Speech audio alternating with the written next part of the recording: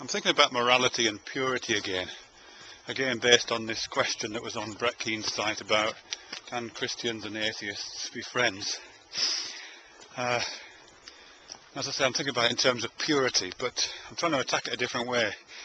I was thinking about some research that I read about in which a group of participants are presented with a scenario, a story, and then they're asked to evaluate whether the main player in the story has behaved morally or not. They're asked to mark him out of 10.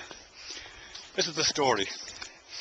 There's a hospital administrator, and he has £100,000 left in his budget, and he can spend it in one of two ways. He can either spend it on improving the front of the hospital, the gardens, the signage, all that kind of stuff, or he can spend that £100,000 on a life-saving operation for a 12-year-old boy.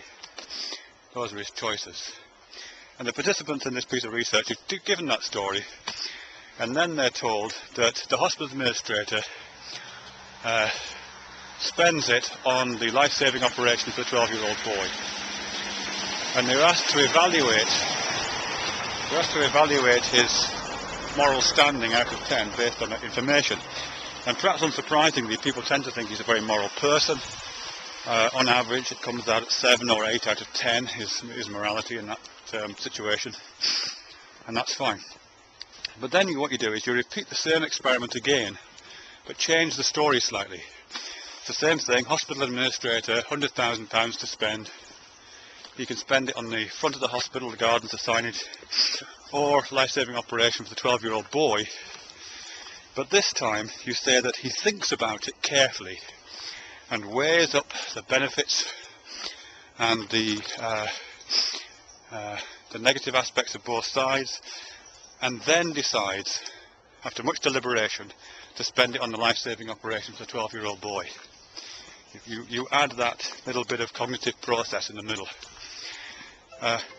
When you ask people that, what tends to happen is that they mark his morality down. Instead of getting between 7 and 8 on average, it comes down between 5 and 6, and in some cases much lower.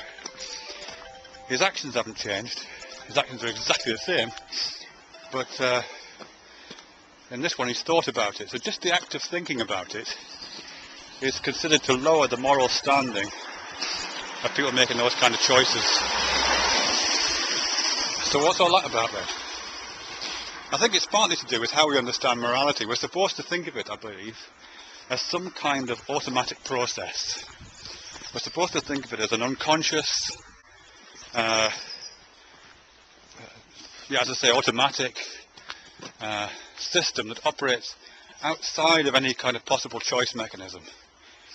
And as long as it stays unconscious, it stays pure, in my opinion. I think there's something very, there's a kind of naturalist fallacy going on here about the purity of unconscious processes.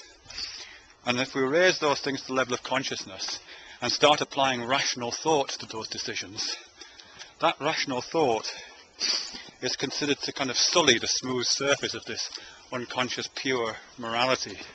So it's kind of sullied and contaminated in some way. So even though the end result of that decision, that deliberation, is the same, the fact that a person can think about it rationally makes it kind of contaminated and slightly suspect, and makes him slightly suspect. Something very odd about that, I think.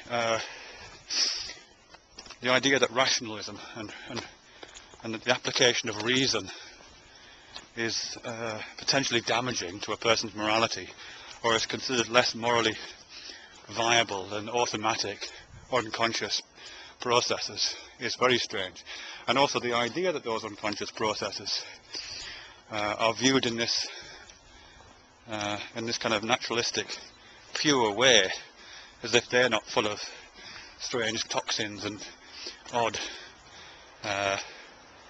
negative memes and so on, is again slightly strange. But it certainly seems to work against that intuition that rationalism is contamination, would probably work against the application of rationalism in real life. Rationalism would be viewed as suspect by people who make purity claims for morality, I think.